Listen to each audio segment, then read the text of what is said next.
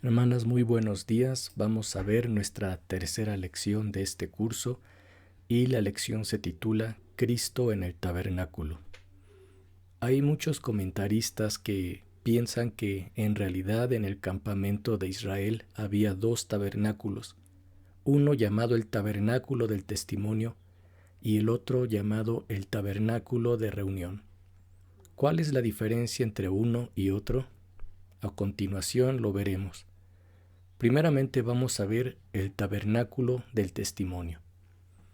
Este era un templo o santuario portátil y también provisional donde el Señor se encontraba con su pueblo y cuya construcción fue ordenada conforme al modelo dado por Dios a Moisés, esto en el monte Sinaí. Y este tabernáculo acompañó a los israelitas durante toda su peregrinación a través del desierto. El tabernáculo era la imagen y la sombra del santuario celestial, tal como dice la epístola a los Hebreos capítulo 8, versículos 1 y 2. Dice la palabra de Dios.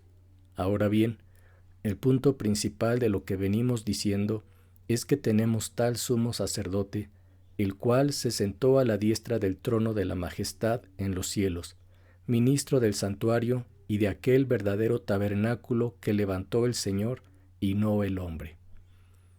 El objetivo de este tabernáculo del testimonio era permitir que el Señor morara en medio de su pueblo para recibir sus peticiones y darles respuesta, pero también para procurar a los hombres pecadores un medio de comunión con el Dios Santo. El tabernáculo es tipo de nuestro Señor Jesucristo, ya que Cristo vino a ser el tabernáculo de Dios entre los hombres. Mateo capítulo 1 versículo 23 dice: He aquí, una virgen concebirá y dará a luz un hijo, y llamará su nombre Emmanuel, que traducido es Dios con nosotros. Y el Evangelio de Juan en el capítulo 1 versículo 14 dice: Y aquel verbo se hizo carne y habitó entre nosotros. Otras traducciones ponen y fijó su tabernáculo entre nosotros. Ahora vamos a referirnos al otro tabernáculo, el tabernáculo de reunión. Y este aparece en Éxodo capítulo 33, versículos 7 al 11. Dice así: Y Moisés tomó el tabernáculo y lo levantó lejos, fuera del campamento, y lo llamó el tabernáculo de reunión. Y cualquiera que buscaba a Jehová salía al tabernáculo de reunión que estaba fuera del campamento. Y sucedía que cuando salía Moisés al tabernáculo, todo el pueblo se levantaba, y cada cual estaba en pie a la puerta de su tienda, y miraba en pos de Moisés, hasta que él entraba en el tabernáculo. Cuando Moisés entraba en el tabernáculo, la columna de nube descendía y se ponía a la puerta del tabernáculo, y Jehová hablaba con Moisés. Y viendo todo el pueblo la columna de nube que estaba a la puerta del tabernáculo, se levantaba cada uno a la puerta de su tienda y adoraba. Entonces, este tabernáculo también era una tienda provisional en la que el Señor se encontraba con sus siervos, y ahí, según parece, Moisés administraba justicia y sometía a consideración los casos más graves. Se discierne entonces que no era el tabernáculo del testimonio que es descrito en el monte Sinaí, pues no se parece en nada al anterior mencionado en Éxodo capítulo 26, pues ahí no estaba el arca ni era servido por sacerdotes. Era Josué el que cuidaba de este tabernáculo y no Aarón. Éxodo capítulo 33, versículo 11 dice: Y hablaba Jehová a Moisés cara a cara, como habla cualquiera a su compañero, y él volvía al campamento. Pero el joven Josué, hijo de Nun, su servidor, nunca se apartaba de en medio del tabernáculo. O sea que la nube descendía sobre esta tienda solo cuando Moisés hablaba con Dios cara a cara para consultar algo. En cambio, la nube permanecía sobre el tabernáculo de testimonio siempre. Esa es la diferencia entre uno y otro tabernáculo. Ahora podemos hacernos esta pregunta, hermanas. ¿A quién fue dado el tabernáculo del testimonio?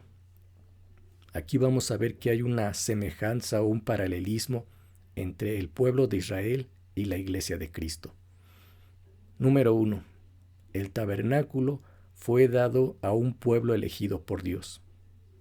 De la misma manera, la iglesia fue elegida por Dios, pues Efesios capítulo 1, versículo 4 dice: según nos escogió en Él antes de la fundación del mundo, para que fuésemos santos y sin mancha delante de Él. Número 2. El tabernáculo fue dado a un pueblo atraído a Dios. De la iglesia dice Efesios capítulo 2, versículos 12 y 13 así: en aquel tiempo estabais sin Cristo, alejados de la ciudadanía de Israel y ajenos a los pactos de la promesa, sin esperanza y sin Dios en el mundo. Pero ahora en Cristo Jesús, vosotros que en otro tiempo estabais lejos, habéis sido hechos cercanos por la sangre de Cristo. Número 3. El tabernáculo fue dado a un pueblo redimido que pudo entonar el cántico de redención. Es este cántico que aparece en Éxodo capítulo 15, versículos 1 y 2, que dice: entonces cantó Moisés y los hijos de Israel este cántico a Jehová, y dijeron: cantaré yo a Jehová, porque se ha magnificado grandemente. Ha echado en el mar al caballo y al jinete. Jehová es mi fortaleza y mi cántico, y ha sido mi salvación. Este es mi Dios, y lo alabaré, Dios de mi Padre, y lo enalteceré. Pero cuando habla de la iglesia, la palabra de Dios dice en Apocalipsis capítulo 5, versículos 9 y 10. Y cantaban un nuevo cántico diciendo: digno eres de tomar el libro y de abrir sus sellos, porque tú fuiste inmolado y con tu sangre nos has redimido para Dios, de todo linaje y lengua y pueblo y nación, y nos has hecho para nuestro Dios reyes y sacerdotes, y reinaremos sobre la tierra. Número 4. El tabernáculo fue dado a un pueblo cobijado por la sangre. Recordemos, hermanas, que cuando Israel salió de Egipto y entró al desierto, Dios entró en pacto con ellos por medio de la sangre de animales. Y así, en cuanto a la iglesia de Cristo, nosotros hemos sido partícipes de la sangre de Cristo para este nuevo pacto de gracia. Número 5. El tabernáculo fue dado a un pueblo santificado. Y de la iglesia, primer carta a los Corintios capítulo 6, versículo 11, dice: y esto erais algunos, mas ya habéis sido lavados, ya habéis sido santificados, ya habéis sido justificados en el nombre del Señor Jesús y por el Espíritu de nuestro Dios. Y número 6. El tabernáculo fue dado a un pueblo llamado a un elevado destino. Primera de Pedro capítulo 2, versículo 9 dice así: mas vosotros sois linaje escogido, real sacerdocio, nación santa, pueblo adquirido por Dios, para que anunciéis las virtudes de aquel que os llamó de las tinieblas a su luz admirable. Una pregunta más que nos podemos hacer, hermanas, es: ¿por qué fue dado el tabernáculo? Primeramente, porque era el deseo de Dios morar entre los hombres. En segundo lugar, lo dio para enseñar a los hombres la santidad de Dios. En tercer lugar, para enseñar a los hombres su pecaminosidad y corrupción, y aquellas paredes del atrio excluían a los hombres de la santa presencia divina. Y número 4, para mostrarnos cuál era el plan divino, es decir, que la única manera en que nos podemos acercar a Dios es por medio del derramamiento de sangre. Vamos a ver ahora los materiales con los que se construyó el tabernáculo y los obreros que lo hicieron. El tabernáculo estaba hecho de diferentes materiales, hermanas. Y los metales que se usaron nos hablan del consejo divino decretado sobre el Mesías. Los metales usados fueron oro, plata y bronce. El oro nos habla de la divinidad de nuestro Señor Jesucristo y de su gloriosa manifestación. Mientras que la plata nos habla de redención, pues Éxodo capítulo 38, versículos 25 y 26 dice: «Y la plata de los empadronados de la congregación fue 100 talentos y 1775 siclos, según el siclo del santuario, medio siclo por cabeza, según el siclo del santuario, a todos los que pasaron por el censo de edad de 20 años arriba, que fueron 603,550.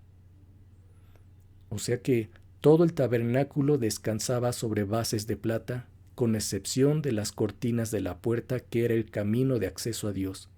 Fue así que la plata recibió su significado simbólico de redención, porque esas bases fueron hechas con el dinero de rescate entregado por los israelitas. Y en cuanto a la iglesia, es que en virtud de la obra redentora de Cristo, Él es nuestro medio de acceso a Dios.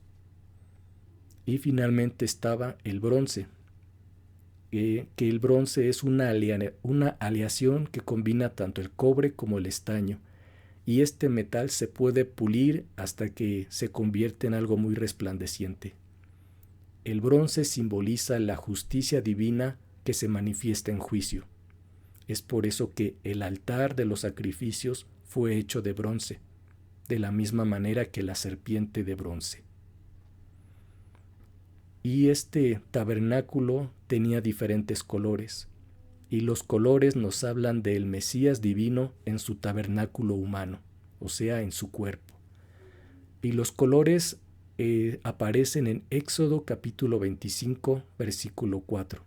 Estos colores fueron usados para construir las cortinas, el velo, las vestiduras sacerdotales y también la puerta del atrio. Los colores eran azul o jacinto, púrpura, carmesí y el lino fino, color blanco.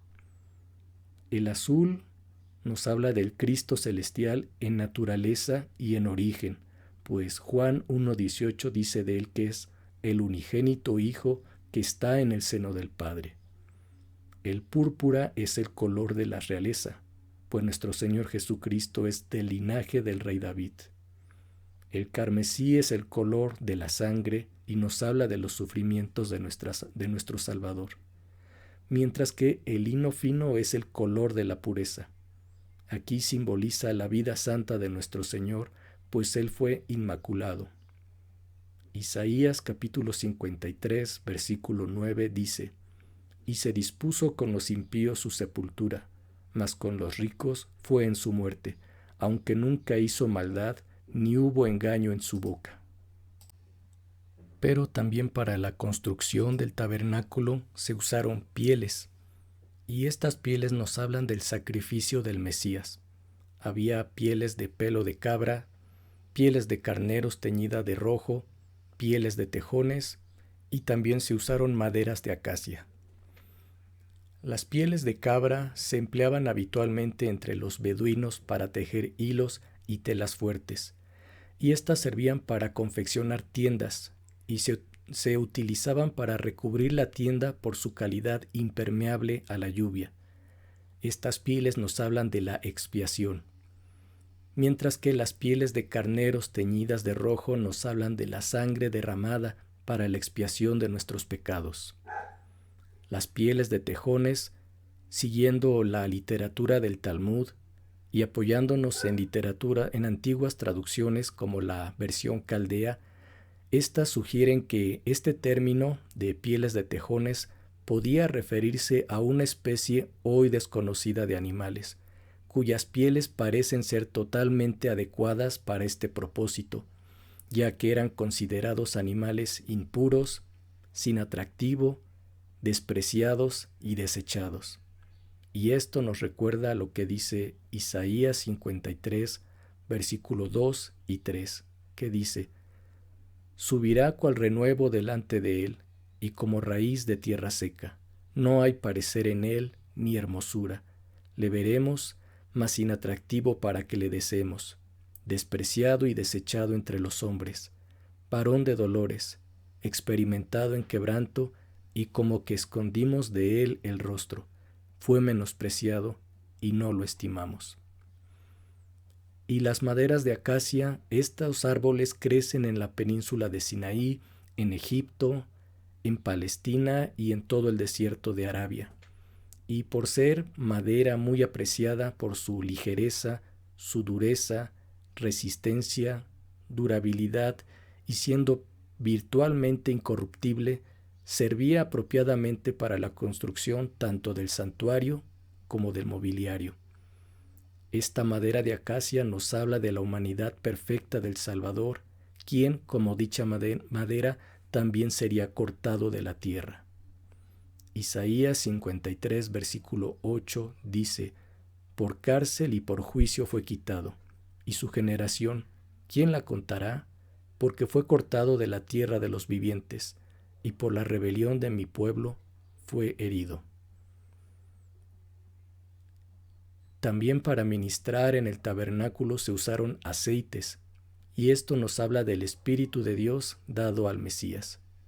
Estaba primeramente el aceite para el alumbrado, que nos habla de la iluminación del Espíritu Santo. Juan capítulo 14, versículo 26 dice: mas el Consolador, el Espíritu Santo, a quien el Padre enviará en mi nombre, Él os enseñará todas las cosas y os recordará todo lo que yo os he dicho. Estaban también las especias para el aceite de la unción, y esto nos recuerda que somos sellados por el Espíritu Santo. Efesios capítulo 1, versículo 13 dice: en él también vosotros, habiendo oído la palabra de verdad, el evangelio de vuestra salvación, y habiendo creído en él, fuisteis sellados con el Espíritu Santo de la promesa. Y finalmente estaba el incienso aromático. Este nos habla de adoración.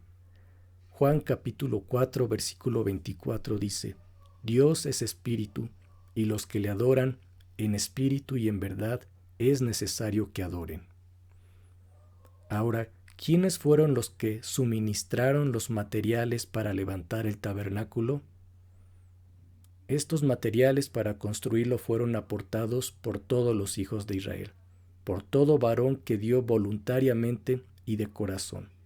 Y abundó tanto el material que hubo un momento en que se les tuvo que decir basta, porque sobraba.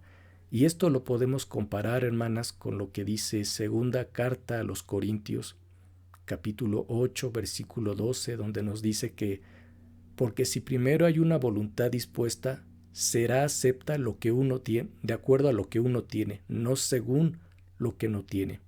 O sea que también la iglesia dio de corazón y abundantemente para la obra. ¿Quiénes hicieron la obra? Dice Éxodo 35:10 que fueron todos los varones sabios de corazón.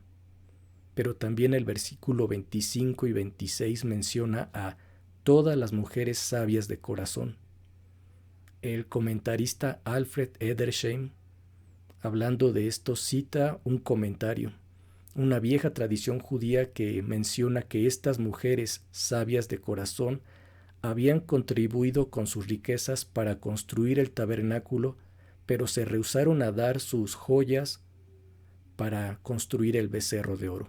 Entonces eso es lo que las hizo sabias de corazón. Se negaron a dar para la idolatría, pero dieron generosamente para construir el tabernáculo. Y todo esto fue dirigido por Bezaleel y Aholiab. Podemos ver en Bezaleel un tipo de nuestro Señor Jesucristo, ya que Bezaleel era de la tribu de Judá, que era la tribu real de donde descendía el Mesías, y esta tribu era la primera en orden de marcha cuando se tenía que mover el campamento.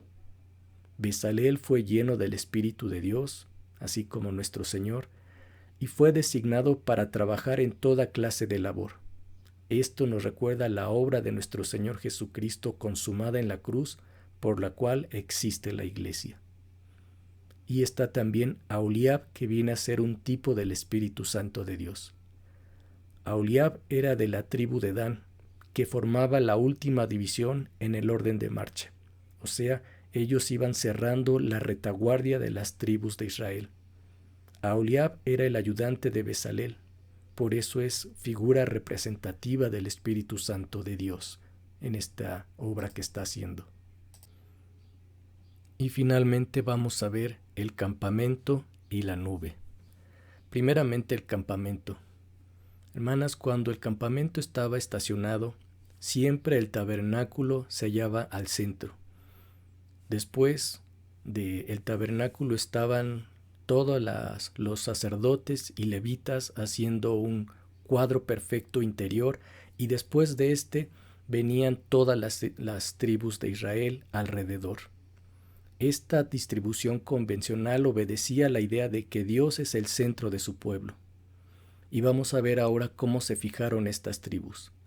Al este estaba la tribu de Judá con su bandera. Al sur estaba Rubén y su bandera. Al oeste estaba la tribu de Efraín y su bandera. Y al norte estaba Dan y su bandera. Ahora bien, estos 4 puntos cardinales sugieren la universalidad de la obra salvífica de nuestro Señor Jesucristo. Pues si bien es cierto que la revelación divina vino a través de los judíos, en cambio la salvación se extiende a todo el mundo entero para alcanzar a la humanidad. Y luego estaba la gloria, la nube de la gloria divina. Esta aparece en Éxodo capítulo 40, versículos 34 al 38. La nube era la gloria de Dios sensibilizada, hecha visible. Y esa señal visible de la presencia divina nos hablaba que el favor de Dios estaba con su pueblo. Era la manera explícita de decir que Dios, representado en esta nube, dirigía a su pueblo amado. Entonces la nube se nos presenta como una figura del Espíritu Santo que está ahora mismo, permanentemente con nosotros, con su iglesia, porque la nube guiaba a Israel y controlaba los movimientos del pueblo. Es lo mismo con el Espíritu Santo de Dios en su iglesia. El Espíritu Santo es el que nos guía. La nube iluminaba al pueblo de Israel. El Espíritu Santo de Dios es el que nos ilumina. Efesios 1:18 dice: alumbrando los ojos de vuestro entendimiento, para que sepáis cuál es la esperanza a que Él os ha llamado, y cuáles las riquezas de la gloria de su herencia en los santos. La nube protegía al pueblo de Israel, y así el Espíritu Santo de Dios nos protege haciéndonos andar en Él y permanecer bajo su santa unción. Primera de Juan capítulo 2, versículo 20 dice: pero vosotros tenéis la unción del Santo y conocéis todas las cosas. Y hasta aquí con esta lección, hermanas, que el Señor les bendiga.